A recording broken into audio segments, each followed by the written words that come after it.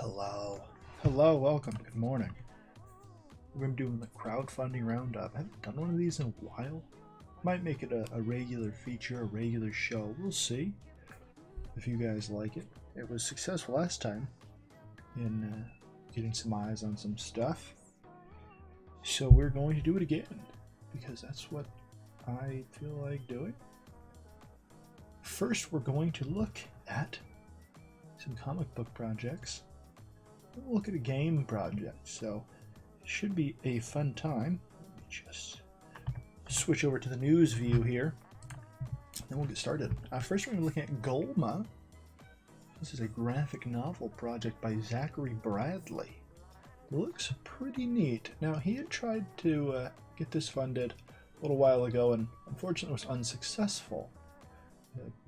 Just maybe didn't have the strong opening or the right way to market it. But at the time, I looked at it and thought it was cool, but it didn't look like it was going to fund, so I didn't back it. And that's probably what happened with a lot of people.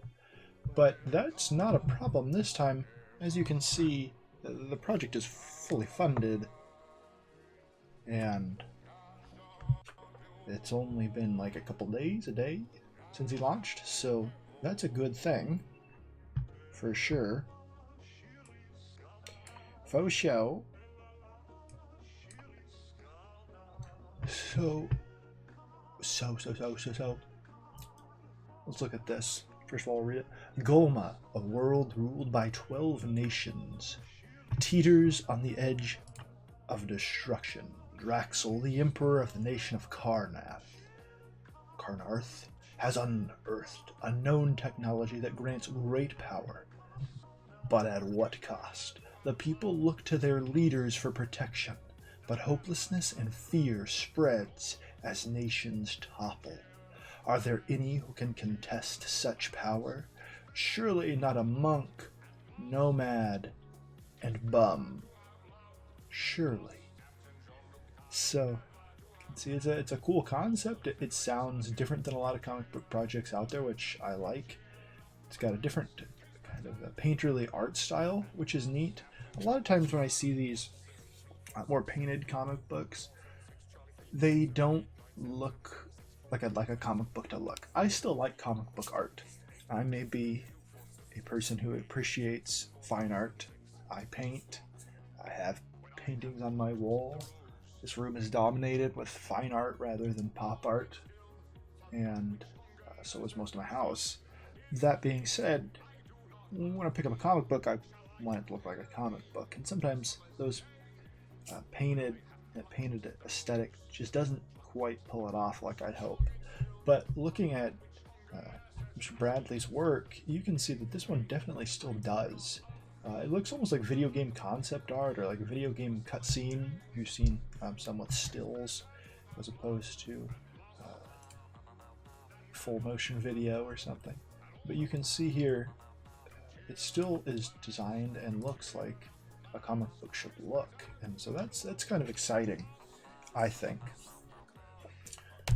So here is Zach Bradley talking about the project. Hi, I'm Zach. Thank you for taking the time to check out my project. I started World of Golma in 2013 with a handful of talented artists.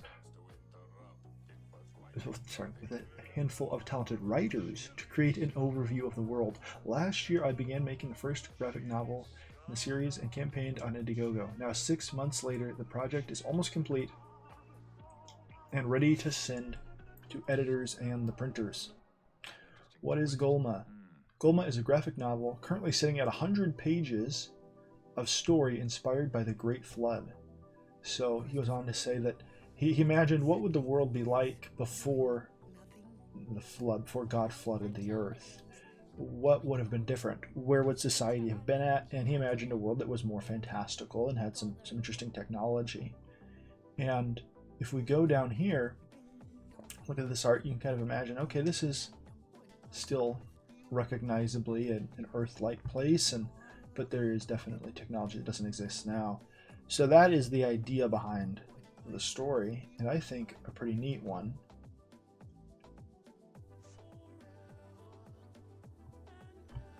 There's also some prints available in the project. One by Siege O'Shanich. I mean, I know how to say Siege. We'll just say Siege. Matthew Weldon, Brad Ashworth, and of course the Zach Bradley. These look pretty neat, and there's some stretch goals, which are also fun. I like stretch goals because they give sort of a incentive for people to go out and actually participate in crowdfunding. So one of the things about crowdfunding is that the crowd actually has to do a little bit of work. That marketing can't always be afforded by the people who are running the campaign. Maybe they don't have the money to put into advertisements, or they're just not really good at marketing. And so part of that falls on the people who are backing it themselves, sharing out that they backed it, that they've backed a person before, that it's a good artwork, that they're really excited about it. And that helps to just get new eyes on it that might not have otherwise seen it. A lot of people don't know that these projects exist. Most people don't know that these projects exist, and just doing that is enough sometimes to get someone to back it. So keep that in mind. So this is a World of Golma. This is Golma graphic novel, and we have a few different tiers here. There's prints, there's the graphic novel, which is about $20. I don't know what's the shipping on this, but $20 is perfectly reasonable for an independently produced comic book. When you go to Barnes & Noble or you go and you buy a comic book, you're going to be looking at probably $15 to $30 anyways. So backing these independent books at these price points is not bad. Good morning, Eric Hawkins. Welcome. We're just talking about some different comic book projects and other crowdfunding things that I'm excited for. Zachary Bradley's Golma graphic novel is launched and is looking good so far. So I'm excited for that. Next, we will be talking about let's talk about another project that is funded, and excitingly so, but is ending soon. That's The Canadian Shield by Rick Piper. This is the first in what Rick hopes to be a series of comic books set in his superhero universe. And The Canadian Shield was just funded this last week. It's got 43 hours left, and I'm excited for it. I've backed this project at the level that gets me a signed copy as well as an ash can from artist John Dillard. Now let's look and we'll see. This is art from the Canadian Shield, who is a paragon of virtue. And then we have, as we go down here, we look at some of John Dillard's art. And John became involved in the project, and he decided he wanted to put out an ash can featuring his character, the Buckler, and an interaction that the Buckler has with the Canadian Shield. And you can see that John is a great artist, and he's also helped with some of the inking on Canadian Shield, so that could be gotten out to, gotten done faster, finished faster. Is that a better way to say it? So it's an exciting project. There's still time to back it at this point. Now, the thing to keep in mind is, although Rick has said that he will be going in demand for a little while, you can't count on how long that's going to last, and he might not do it at all, depending on different factors. Maybe it won't be worth it to him. So you shouldn't really wait for an in-demand period most of the time. You should back it sooner if you can. And this book's funded, and Rick is dedicated to getting this stuff out. It's one of his lifetime dreams to do this stuff. So if you have not backed us, I'd consider giving it a shot. Rick knows and has said that his goal is for him not to draw it because he knows he's not the greatest artist. I think that the art looks cool and interesting for what it is, but Rick's goal is to get other people to draw his work and to get it out there. And I think that is something we should support, is these guys trying to start something new, and I'm excited. And it's not that expensive. You can buy the digital version, $5, the ash can, $10 if you're interested in those. All right, next we will be talking about some books on Kickstarter. Now this one is Curia. Curia is also available on Indiegogo, if that is more your speed. I know some people, for some reason, have a preference. I do not, personally. I don't really care which corporation I support with my money, because they both have things that I would disagree with them on, things they do that I don't like. So those things don't matter to me personally. But I've just brought this one up here because one of the good things about this is that people on Kickstarter will be getting their books if the project fully funds, because they've met their goal on Kickstarter. So unless Matt decides to refund them, it looks like that's actually going to happen, which is exciting. So Curia is a book set in the early centuries of this half of time, if you will, this sort of Common Era, as it's called, or AD, and sort of a fantasy book set in this Middle Eastern, or at least North African, Greek, Roman setting. And I think it's pretty exciting to see a different, not only a different aesthetic, but a different setting. A lot of comic books are set in more modern period, or in a fantasy world or something like that. And both with this, Golma is a little bit more fantastical, but with both of these books, you have this fantasy setting, and this one more historical fantasy.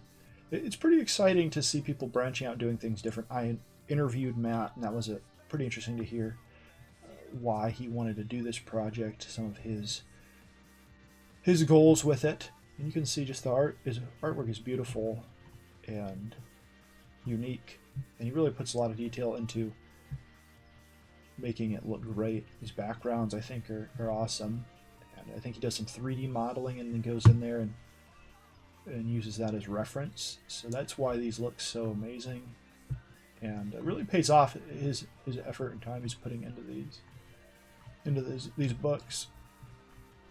So if you haven't backed this, the good news is you can get book 1 and 2 on this project from the campaign, and they're worth it. You're looking at over 100 pages of story, just different fun things going on, and there's posters that are going to be included with it. The Kickstarter one has a more green tinge, and the other one has a red tinge to it. So if you like green or red, that's a reason to choose between the two. And there's also some other posters available that I think are pretty cool. This one's by Matt Cosson, who's a great artist. And this guy in the background actually looks like the head of Valerian Studios, who makes Divinity Original Sin and is working on the Baldur's Gate 3 game. If you want to look that up, it seems like Sven. And this guy looks just like him, to the point where I'm like, did he use reference of that guy? He looks like him, but I don't think he did. So these are some of the posters here available. And if you haven't backed this book, I would recommend it. Getting the first one, checking it out, and seeing if you like it, because again, these books aren't that expensive, and especially with the digital, you're looking at $15. So if you're more of a digital person, there you go. Otherwise, both books are not that expensive.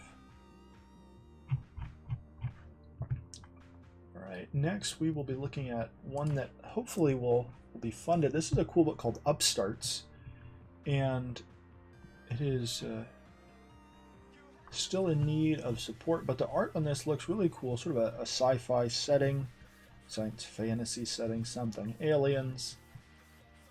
It's hard to say what is true sci-fi. It's a question that we could have a debate where if you have a bunch of different alien races and weapons that couldn't exist, you're like, that's science fiction. I tend to call it that regardless, because I don't really care. But some people get a little bit more hardcore about that. Oh, that's not science fiction. Science fiction has to be real, and you have to, or they try to explain it in the world, like, well, the physics of the world determine that this could be accurate, or maybe it's actually this. And calm down, just enjoy the story a little bit more than whatever it is you're doing. But you can see this art looks really cool and fun. Colors are good and vibrant. It looks like a book that you might see from Marvel or DC, something really quite professional. So if you're interested in that, check that out on Kickstarter, Upstarts. And let's see what the price point is on this one.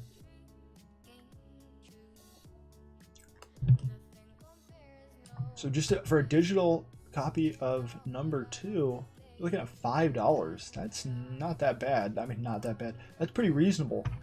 And considering that how much just a normal comic book from the store is costing these days. Let's see if there's a page count. Doesn't look like it.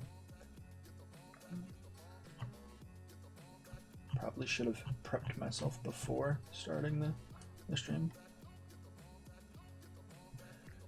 But still, $5, not bad. $10 for both of them to catch up with 1 and 2. You're looking at $10 for a physical copy, or $15 for both digital and the physical copy. So that's what if I was gonna buy the digital, I would just back it $15 and get digital and a physical copy, and then that's what I would do. But I'm a weirdo, I guess. So there's a lot of nicely priced points there if people want to jump in on that. Next thing we will be looking at is a Pathfinder, which is a video game project which is way funded. I mean, you're looking at $1,584,000, still going up $394. Pledged a $300,000 goal. 26,000 backers. We'd all like to have 26,000 backers on our project. That is pretty neat. But 4 days left on this. I didn't even know this was funding right now because I haven't really looked at Kickstarter's video game section in a while. Wish I had, because it would have been cool to follow this as these fund. It's always neat to see these big projects really take off. So if you're not familiar with Pathfinder, Pathfinder is put out by Paizo Press, and it started out as basically a continuation of the Dungeons & Dragons 3rd edition. Basically, a lot of people like that 3rd edition of Dungeons & Dragons. They didn't want to see it go away. Paizo took the opportunity that Wizards of the Coast, the company that owns Dungeons & Dragons, puts out, which is basically you can make projects using their system. And so people do a lot of supplementation. They make their own independent stuff so that it can be used in conjunction with Dungeons & Dragons. Well, Paizo took that one step further, and they actually put out their own setting, their own world, their own rule books, changed some of the rules, kept some of the rules, and streamlined it, and then have done their own RPG with it. And it's been really successful. A lot of people enjoy playing Pathfinder. So this is a video game based on that, and it is the second video game based on Pathfinder. And if you like this kind of video game, this isometric Baldur's Gate, or newer games, obviously you have Pillars of Eternity or Divinity Original Sin, this idea of an RPG, a Western RPG represented on the PC. This is a really cool game to take a look at. So obviously it doesn't need my help. I just thought it was neat. They've got plenty of money without me doing this little video. Finally, we'll finish up with a book I am highly anticipating, Bigfoot Bill 2, Finger of Poseidon, with a cover. Of course, it's by Douglas Tenaple, but with a cover by Sean Gordon Murphy of Batman White Knight fame. Does he have Batman White Knight fame? I mean, is that how he got its name so big? I don't know. Of course, this is the sequel to Bigfoot Bill 1, Shadow of the Mothman. And it is from the creator of Earthworm Jim, Doug Tenaple, also the creator of wonderful projects like Project Geeker, Cat Scratch on Nickelodeon. He's a long-time creator, done video games and animated films and short, weird films like Sock Baby. But this is great. The sequel to Bigfoot Bill here, Shadow of the Mothman. I'm excited for it. Tell you why. I read Bigfoot Bill 1 and I absolutely loved it. I loved it more than Earthworm Jim. I liked Earthworm Jim, but Bigfoot Bill, I don't know, I just connected with his character. He's funny, more of an innocent. They're both more innocent, but Bigfoot Bill's story sort of warmed my heart a little bit. My icy, cold heart was warmed by the innocence and charm of this fine character, Bigfoot Bill. And I also like the secondary characters. Were really fun, and it shows off Doug's ability to create these vibrant worlds. All of his worlds feel, I won't say real, but believable. So he's got a lot of worlds out there that are kind of crazy and off the wall, and then there's like giant bug aliens or just magic and dinosaurs that are still alive and all kinds of wonderful stuff, or robots that have been buried in the ground in the Old West, and a lot of off-the-wall ideas, but Doug manages to always to bring them together and have a story with heart, a core that is always dramatic and solid. And Doug prides himself on his writing, and I think rightly so. But his art is no slouch either. Obviously, it's not as rendered as some other people, or highly detailed, but it doesn't need to be. It's about the story, and Doug having background in animation and having this iconic style of drawing his characters doesn't need to do that and shouldn't. He should stick with what works for him, and his inks are something special to look at. And sometimes I wish he'd release these books also in black and white, and I'd buy that as well, because I just like looking at his artwork. So if you haven't backed Bigfoot Bill, you should definitely do so. I want to see that book as successful as possible. You're looking at, if you didn't purchase the first one, you can get a reprint of the first book and the second book for $50 plus shipping. These books are really high quality. They are hardbound, and Doug puts a lot of effort and quality into it. And a lot of the money from the campaign goes directly back into making those books as awesome as possible. You can also get Earthworm Jim and the Making of Earthworm Jim, plus these two books, and you're looking at $100 for that. That's ridiculous, because not only are you getting these two books, but also Earthworm Jim is a really big, thick book, a lot of pages of story there, and the making of was really valuable, I thought, for creators to take a look at. So definitely consider giving this a shot if you haven't already. I highly recommend it. You can also get original Bigfoot Bill art for $300. It's not a lot of money if you're into buying original art. I'm personally not, but some people are. Take a look at it. This has been Crowdfunding Roundup. Adios, amigos. Explosion! Fly, fox!